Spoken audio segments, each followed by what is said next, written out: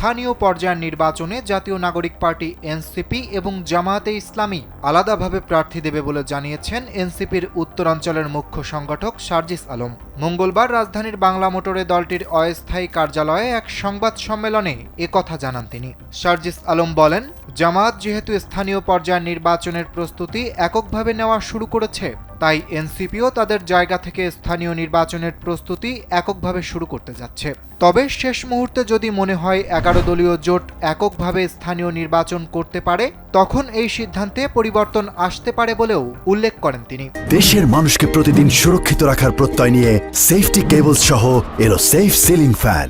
এ সময় city corporation সহ সব স্থানীয় পর্যায়ের নির্বাচনে এনসিপি দলীয় প্রার্থী ঘোষণা করবে বলেও জানান সার্জিস আলম। তিনি বলেন, আগামী কয়েক সপ্তাহের মধ্যেই বাংলাদেশের প্রত্যেকটি উপজেলা, সিটি কর্পোরেশন ও পৌরসভায় তারা তাদের প্রাথমিক প্রার্থী ঘোষণা করবেন।